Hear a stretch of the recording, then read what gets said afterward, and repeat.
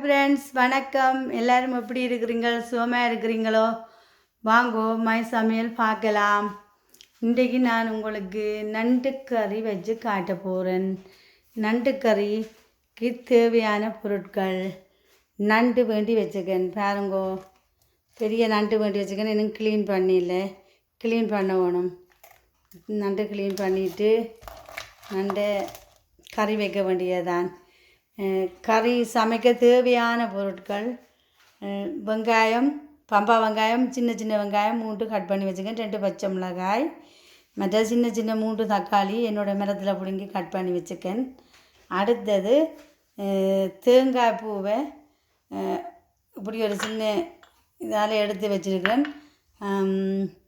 அதையும் நல்லா பொன்னிறமாக வறுத்து மிக்சியில் நல்லா அடிச்சிட்டு குழம்பு கொதிச்சு ரக்குறது கொஞ்சம் இன்னும் போடணும். அடுத்தது உள்ளியும் ஒரு 3 உள்ளி வெட்டி வச்சுக்கேன். சின்ன சின்னதாக கட் பண்ணி வச்சுக்கேன்.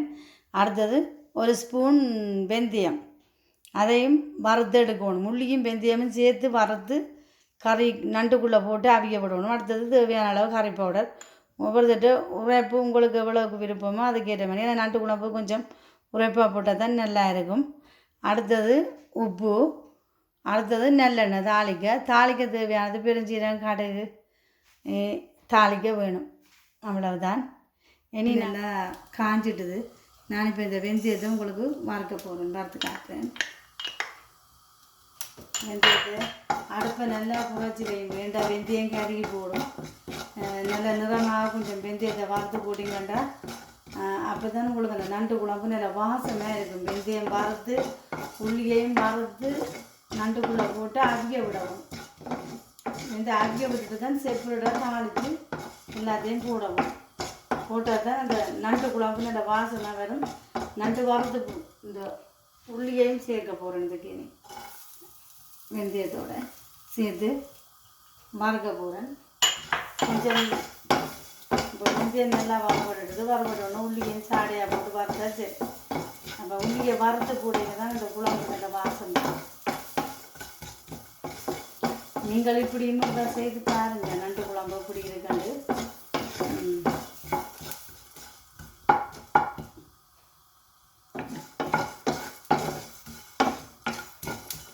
மறுபட்டுட்டு நான் இதை இந்த சட்டிக்குள்ளேயே போடுவேன். போட்டுட்டு அடுத்தது 2 பச்சை மிளகாய் போடுவேன். கொஞ்சம் பச்சை வெங்காயம் கிள்ளி போடுவேன் இந்த வெந்தயத்துக்குள்ளே.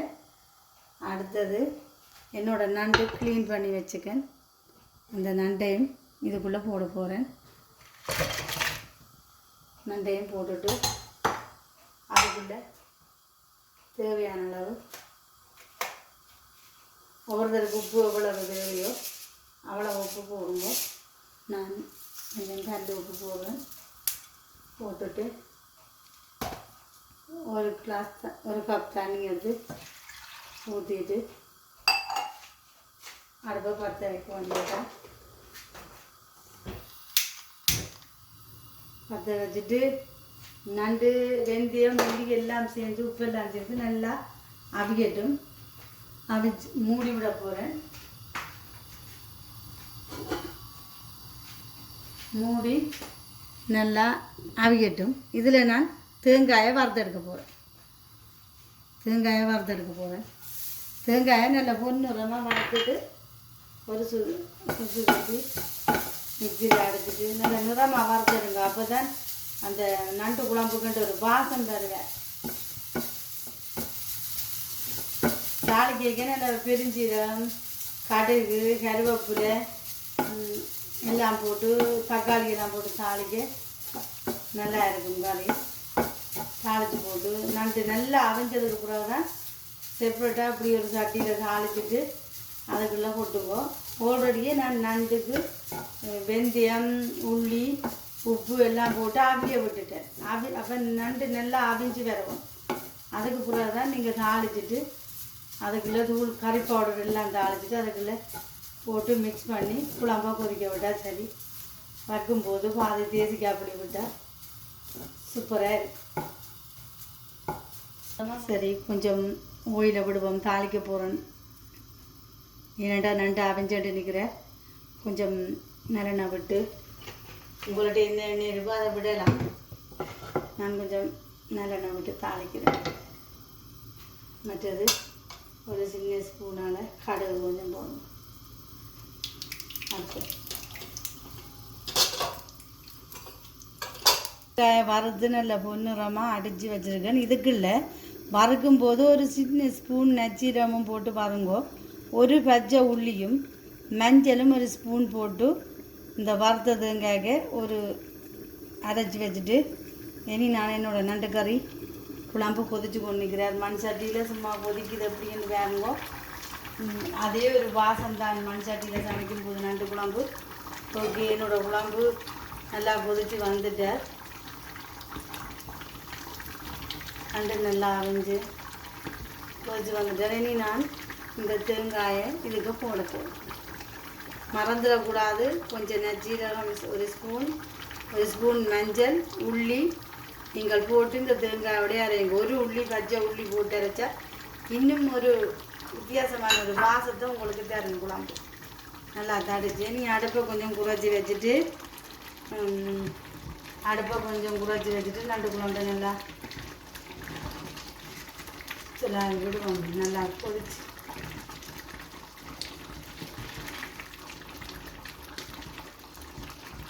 பாருங்க, தேங்காய் அடித்து இதுக்குள்ள போட்ட உடனே அந்த குழம்பு நல்லா கடிச்சு வந்துட்டார் என்ன. அப்போ அந்த தேங்காய்ன்ற வாசமும் ஒரு நல்லா இருக்கும். அந்த வறுத்து போட்டது வெந்தயம் உள்ளி வறுத்து போட்டது அது இன்னும் நல்ல வாசமாக இருக்கும். அப்போ அந்த குழம்பு சாப்பிட்றதுக்கு நல்ல டேஸ்ட்டாக இருக்கும். கொஞ்ச நேரம் நான் மூடி வச்சுட்டு இறக்கி வச்சுட்டு கருவேப்பிலையும் போட்டு என்னோடய மரத்தில் 2 இலையை பிடுங்குவோம். பாதி தேசிக்காயும் கொஞ்சம் மாறினது பிறகு விட்டால் சரி, அவ்வளவுதான். நான் உங்களுக்கு குழம்பு முடிஞ்சு ரெடியானதுக்கு பிறகு உங்களுக்கு ஓப்பன் பண்ணி காட்டுறேன். ஓகே, என்னோடய நண்டு குழம்பு பொரிச்சுட்டார் நல்லபடியா. இனி எல்லாம் நல்லா அவிஞ்சு நல்ல வாசமாக இருக்கிறார் குழம்பு. இனி நான் இருக்குல்ல பாருங்க, நண்டு கறி நல்லா இருக்குது. நல்ல குழம்பாக 2 வந்துட்டேன். நல்ல கூலாகவும் இருக்கிறாரு. அப்போ ஓரளவு கொஞ்சமாக கட்டியாக வைக்கக்கூடாது. ஒரு அளவாக இருந்தால் தானே அந்த நண்டு குழம்பு போட்டு சாப்பிட நல்லா இருக்கும். அடுத்தது நான் என்னோடய மரத்தில் பாவம், அது சின்ன கண்டு தான், அதோட மரத்தில் 2 வாசத்துக்காண்டி 2 இலை பிடுங்க போகிறேன். பிடுங்கி உங்களுக்கு போட்டு காட்ட போகிறேன். நல்லா கழுவிட்டு இனி நான் இதுக்குள்ள பிடிச்சி போட போகிறேன். இப்போ நல்லா வாசனை இருப்பேன். நண்டு குழம்பு கூட பிடிங்கி போடு. எப்போவும் கருவேப்பிலையே நல்லா கிள்ளி போடுங்க, அப்போ தான் நல்லா வாசனை இருக்கும். அடுத்தது என்னோடய சிஸ்டர்னு 1 பேர் வந்து கேட்டாங்க, அக்கா நண்டு கறி பண்ணி போடுங்கோண்டு சமைச்சு போடுங்கோண்டு. நண்டு கறி சமைச்சிருக்கு சிஸ்டர், நீரும் பார்த்து சமைச்சு சாப்பிடும். அடுத்தது என்னோடய நண்டு கறி உங்களுக்கு பிடிச்சிருந்தா லைக் பண்ணுங்கள், கமெண்ட் பண்ணுங்கள். என்னோடய சமையலை பொறுமையாக இருந்து பார்க்குறவங்களுக்கு தேங்க்யூ. நண்டு கறி முடிஞ்சு ஆறுனதுக்கு பிறகு பாதி தேசிக்காய் புளியை விட்டு ரக்குங்க. அப்போ தான் இந்த குழம்பு நல்லா இருக்கும். கொஞ்சம் நண்டு கறி ஆறவணும். மாறின அப்புறம் தான் தேசிக்காய் விடுங்க. அப்போ தான் இந்த தேசிக்காயில் உள்ள சத்து எங்களோட உடம்புல சேரும். சுட நீங்கள் விட்டீங்களா அந்த தேசிக்காயில் உள்ள சத்து இருக்காது. ஓகே, பாய்.